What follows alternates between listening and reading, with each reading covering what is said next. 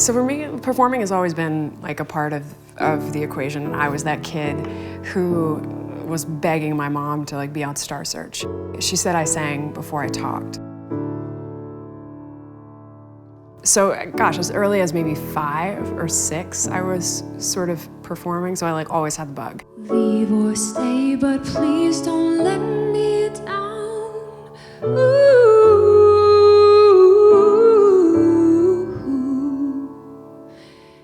I'm Carrie Manolakos. I have been a singer and an actress and a performer my whole life. From Broadway in New York, Mamma Mia and Wicked, to singing on major films like The Greatest Showman and Incredibles 2, and I have a couple records out myself as well. This is certainly something that I've been doing my entire life. Singing has always been the through line, and using my voice has always been the through line.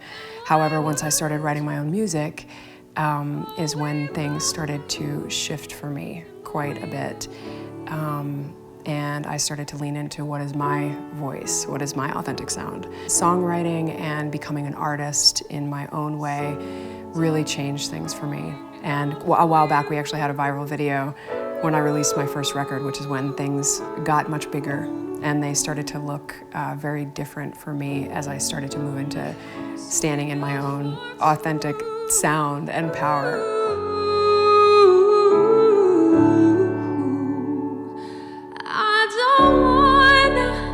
In February of 2020, it was probably the biggest night of my life, and I played at Carnegie Hall.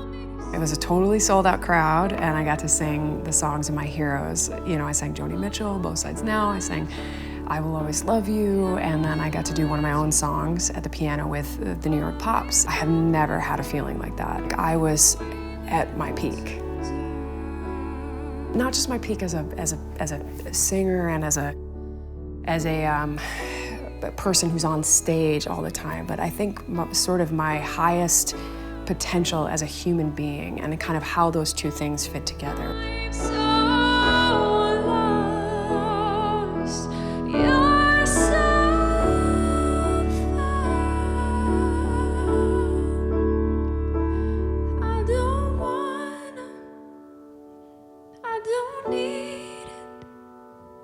Aren't we all made of stars?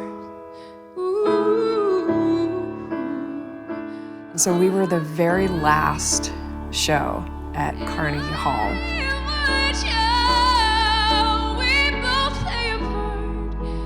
Cut to a month later, doing live streams on my iPhone by myself in my house, trying to play sort of my first solo show when I normally have a band and support. All right, well, here we are.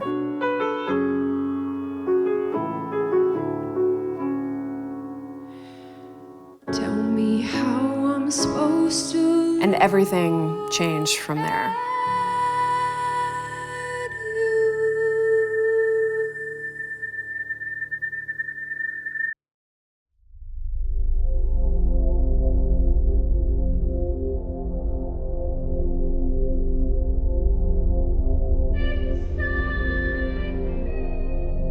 Hearing my own song on the radio. Whoa.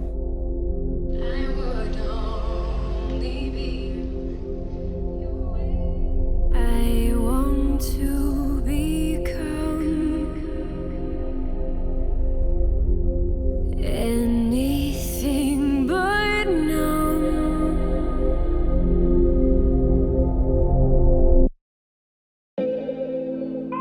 So since that time, it's been really wild to watch not only things kind of shut down, but start to almost deteriorate.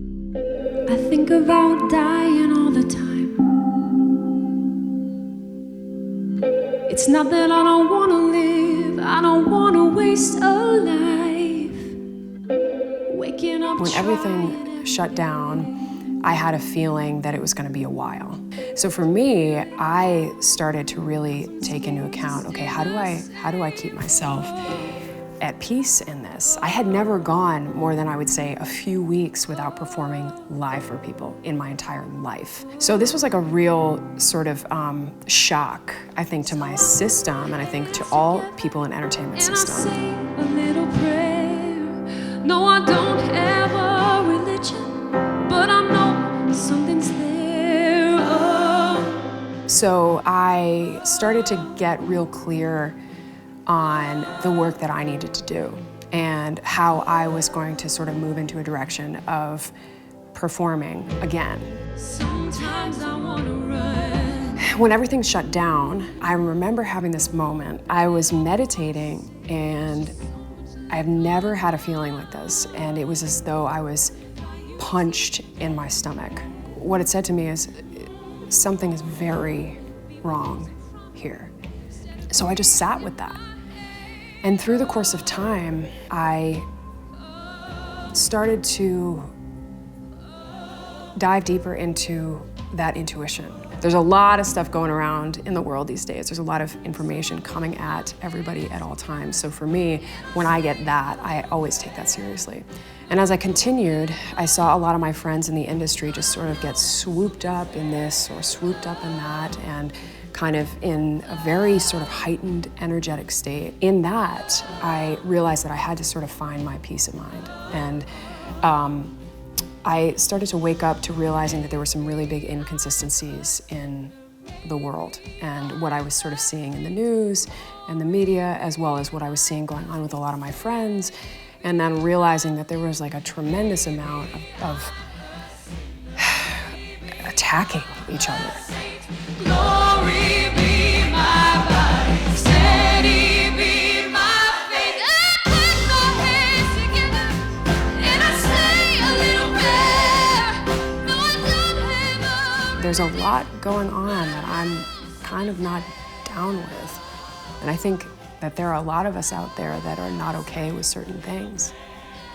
And we're letting people do stuff to us that we're not okay with. From that point, I had to make some really tough decisions.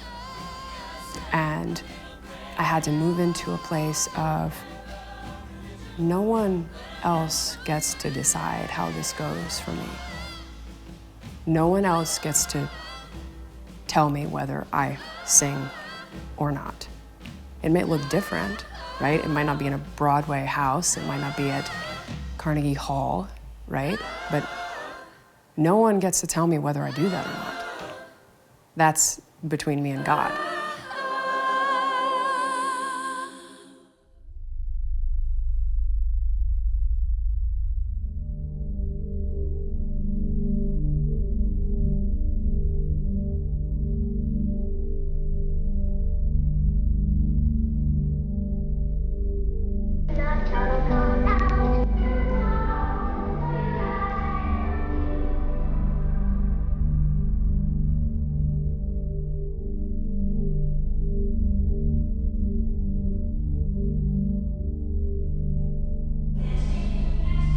It's starting to feel like the beginning of the rest.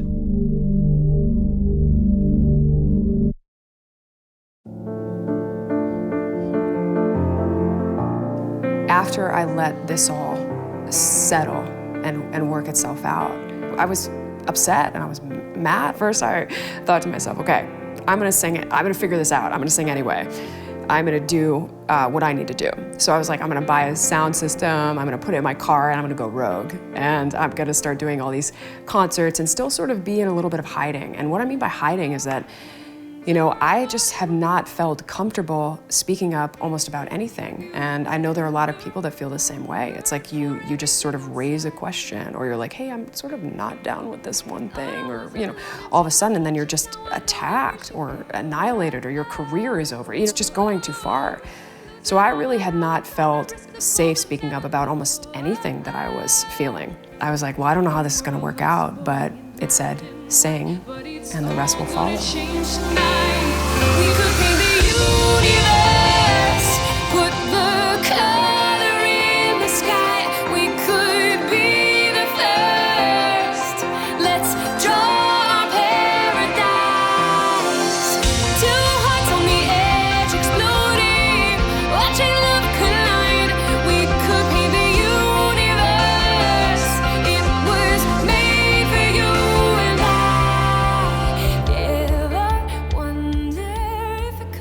And so that's exactly what happened. So we did a show in September, and it was the first time that I had started to speak my truth for the first time.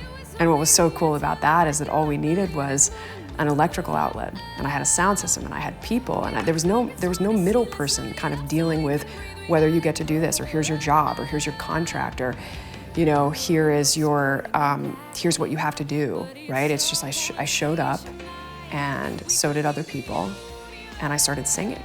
So I have been doing shows, and I've been doing shows in a way that feel incredible.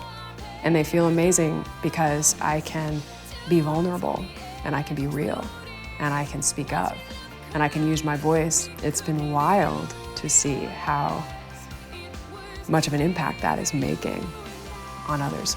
I know that not everybody's in a place where they can speak up.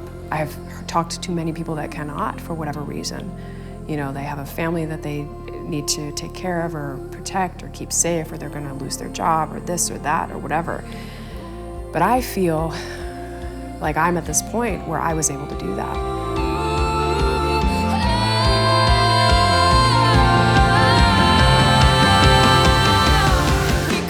We will be coming to other cities and starting to share this with more people that want to hold this space for each other and want to be in a room where people can respect each other and love each other and accept each other. Everyone's invited. That's the thing. It's like everybody can come to the show. It's a space where we start to focus on the things that we love, which is connection, music, and we find our humanity again.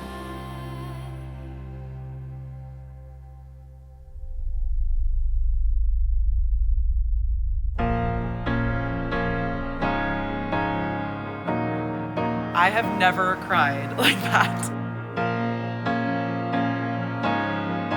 Yeah, I think there were a lot of things that I needed to hear that let me know that I was supposed to be here today. I feel like something was being healed in my heart and my soul. It brought up a lot of stuff for me because I feel like every song that she sang connected with me on a very personal level. There's something unreal about her voice. It's like she opens her voice and this force just comes through. There's this sense of power and love and just transcendence.